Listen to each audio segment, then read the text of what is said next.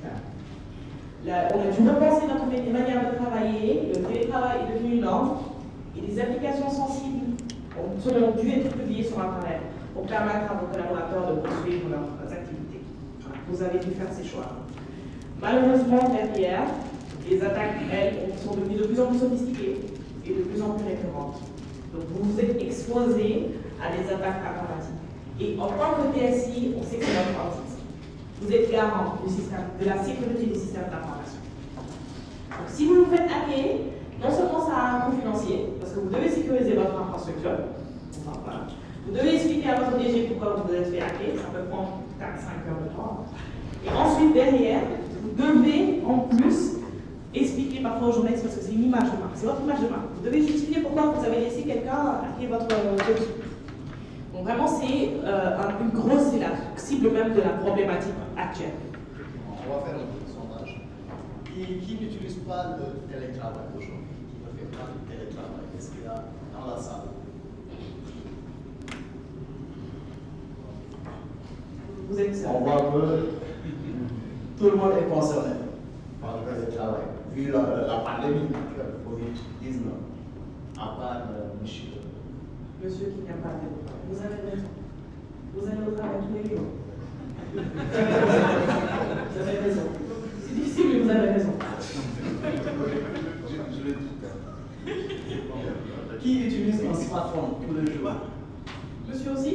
Un smartphone tous les jours. Tous les jours. Ah, monsieur, finalement. Vous avez finalement des choses intéressantes. Donc, vous voyez bien, en fait, le concept de bring your own device. Donc, qui est devenu maintenant bring your own disaster. Bring your own disaster. En fait, ce sont ces équipements, ces terminaux que les employés amènent dans votre réseau, qui demain vont créer des vulnérabilités. D'accord? Donc, on va voir ici comment vous accompagner. Le thème de cette année, c'est surtout axé sur la sensibilisation. C'est surtout la sensibilisation. Et vous donnez quelques mesures pour sécuriser votre infrastructure. Donc, on verra l'aspect sécurité Zero Trust. On va détailler avec vous. Donc, n'hésitez pas, la séance est interactive. Vous pouvez poser des questions. On est là pour répondre. Donc, comme l'a dit notre directeur général tout à l'heure, Orange investit beaucoup sur la sécurité. La sécurité est très importante aujourd'hui. Et il ne suffit pas de configurer un boîtier pour assurer la sécurité de votre infrastructure. La sécurité, c'est une technologie, c'est un autre monde, c'est un comportement. Donc, c'est la raison pour laquelle Orange, aujourd'hui, a investi sur une université même de cybersécurité. Donc, je viens juste d'avoir mon diplôme en analyse en cybersécurité la semaine dernière, après une formation d'une année.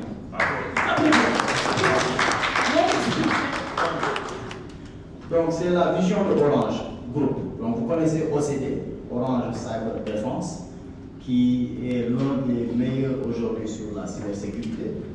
Vous pouvez visiter le site Orange Cyber Defense avec des milliers de clients et de solutions. Donc, il y a même le rapport qui vient juste de sortir cette année. En annexe, on a les slides, rapport navigateur Orange Cyber Defense qui donne une idée sur les types d'attaques et le pourcentage des types d'attaques.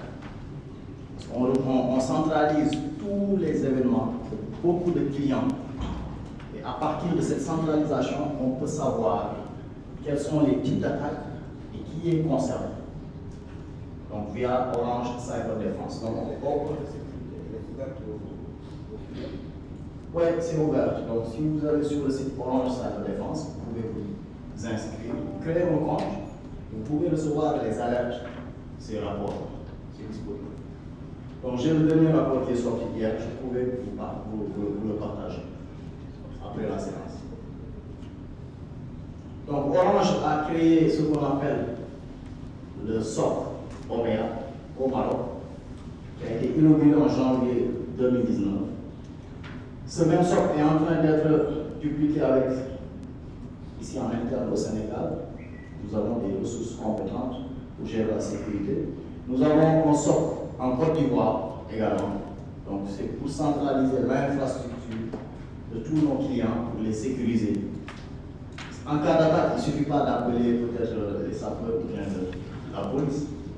il faut des compétences pointues pour pouvoir trouver la faille et puis répondre à ces attaques. Donc on verra ici la stratégie de réponse à ces attaques.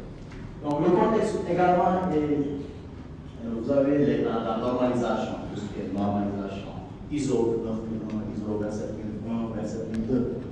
Donc vous devez vous différencier de vos concurrents en vous certifiant PCI DSS. Il y a des banques, des structures financières dans cette salle. Donc c'est important de respecter les mesures de sécurité exigées par vos structures, vos partenaires. C'est très important. D'accord? Donc nous avons également la problématique de gestion des volumes importants des logs. Vous avez un tas de logs. Chaque équipement informatique génère un log, un journal. Cette gestion est très fastidieuse. Vous avez un IT, peut-être un informaticien, qui exploite ces informations de manière fastidieuse. Et finalement, vous n'exploitez pas réellement les menaces. Vous avez peut-être 2 gigas de logs à gérer. Donc on va voir ici comment vous aider à exploiter ces informations. Donc on voit une surface d'attaque un peu élevée. L'ouverture, les VPN, le télétravail, les Teams que vous faites augmentent la surface d'attaque aujourd'hui. Et vu la tendance technologique, la sécurité constitue un élément prégnant. Vous n'avez pas le choix. C'est l'utilisateur qui vous demande aujourd'hui d'avoir ce service. Vous ne pouvez pas restreindre ces services. On augmente la surface d'attaque. Et comme vous le savez, les hackers en profitent. Donc j'ai un rapport ici qui montre que durant la pandémie, on voit un pic exponentiel d'attaques, de malware. Donc avec la pandémie Covid, les attaques ransomware se sont multipliées. Donc ils profitent des failles de vulnérabilité de certains VPN, de certains outils de collaboration pour essayer de piquer des informations. Et c'est un business lucratif qui est derrière. Aujourd'hui, vous allez aller vers le cloud de Orange, c'est vrai. Mais ce cloud-là ne vous garantit pas la sécurité interne de votre réseau. Donc, raison pour laquelle aujourd'hui nous allons axer notre thème sur la sensibilisation. Vous allez exporter vos données dans notre cloud, mais n'oubliez pas l'investissement en sécurité en interne, c'est important. Donc, en termes de cybersécurité, on parle de retour d'un investissement, sécurité investissement, le ROSI, vous connaissez déjà. D'accord? Donc, c'est très important. Donc, vous transférez le risque chez l'opérateur, mais ce risque-là est réellement partagé. Il y a une partie que nous avons gérée. Effectivement, nous avons géré vos applications, votre VM, etc. Mais en interne aussi, vous avez un réseau. Et la plupart des attaques se passent entre le clavier et la souris. C'est l'utilisateur même qui clique le fichier ou bien il ouvre une page qui va infecter son ordinateur pour attaquer votre réseau. Donc vous connaissez les attaques de fichiers par mail. Peut-être que certains ont vu des fichiers infectés par un cheval de Troie. C'est l'utilisateur même qui clique ce fichier. Et derrière ce fichier, vous avez un programme exécutable qui s'exécute en background pour infecter le serveur qui est dans le cloud ou bien d'autres serveurs. Donc nous avons préparé quelques slides des types d'attaques qui existent avec le cloud. Si le temps nous le permet, on pourra vous partager des attaques de type X-Cross, SQL Injection, les attaques de type usurpation d'identité, vol d'identité, social engineering, comme vous le savez. Alors, si je peux juste me permettre, effectivement, l'avantage d'un cloud provider, c'est qu'il connaît ses attaques. Il met en place toujours ses applications sur Internet par défaut.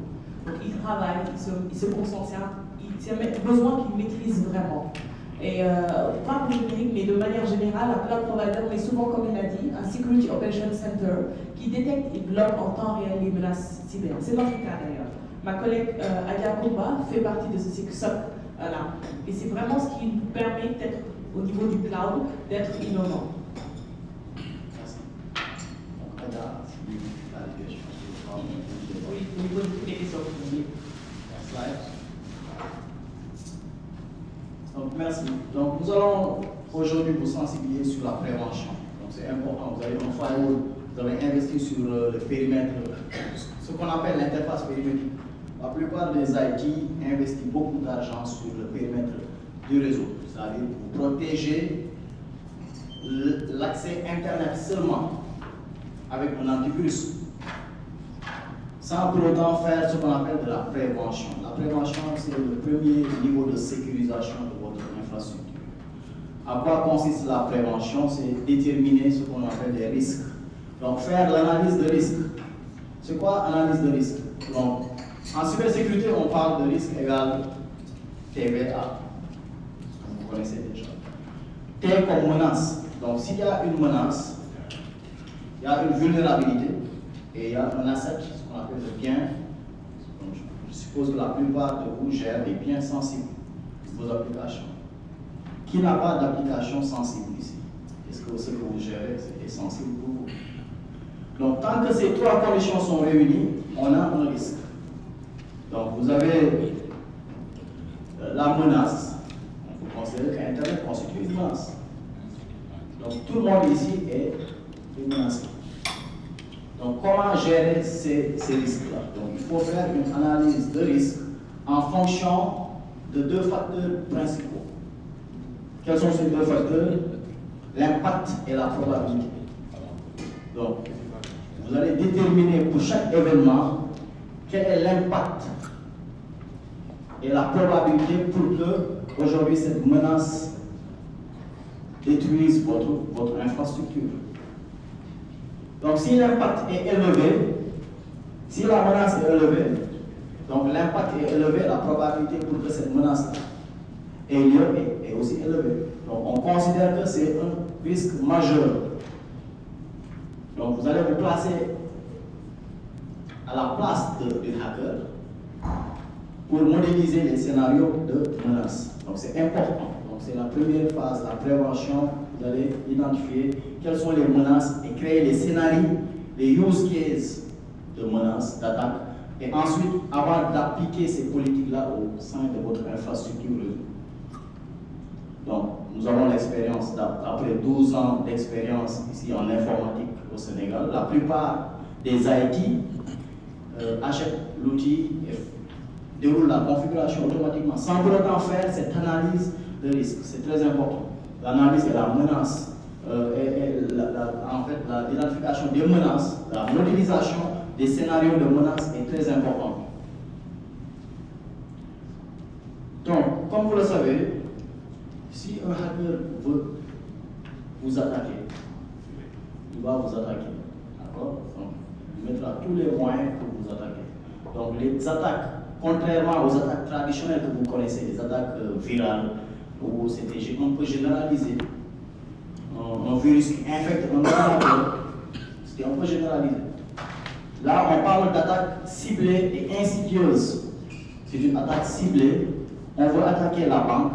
On veut récupérer les données de la banque, on mettra tous les moyens possibles pour récupérer ces informations.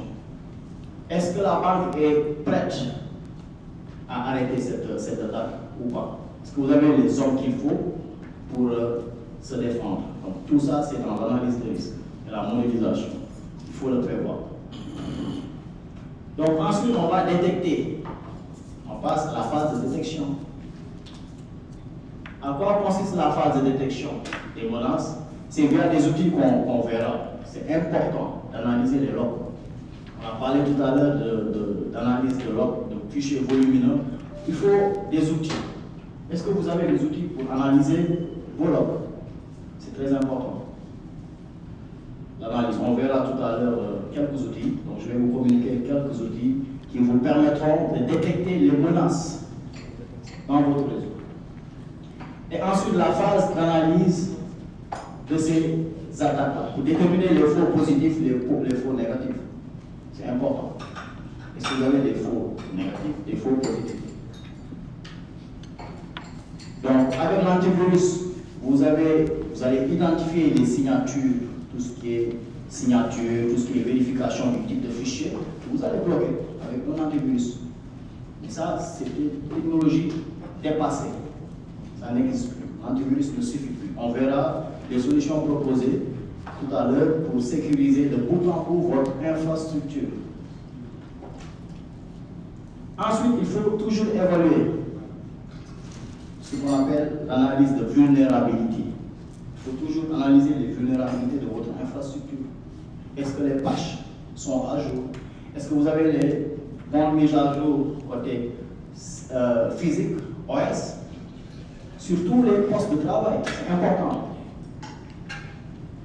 Il faut toujours vérifier la réglementation. Donc, est-ce qu'à chaque fois faire des études de vulnérabilité, des analyses de vulnérabilité, également je vais vous communiquer quelques outils qui permettent de faire ces analyses de vulnérabilité au sein de votre informatique.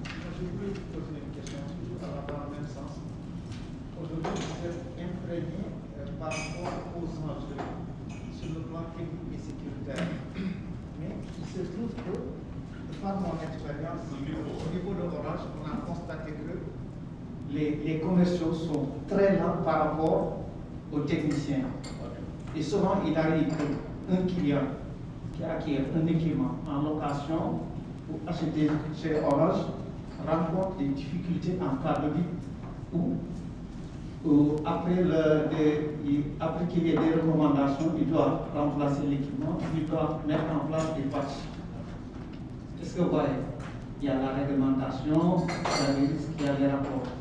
Aujourd'hui, est-ce qu'aujourd'hui vous êtes conscient de ces enjeux pour pouvoir harmoniser avec les commerciaux et de revoir le contenu des conditions générales de vente pour améliorer la gestion du produit et des cycles de vie?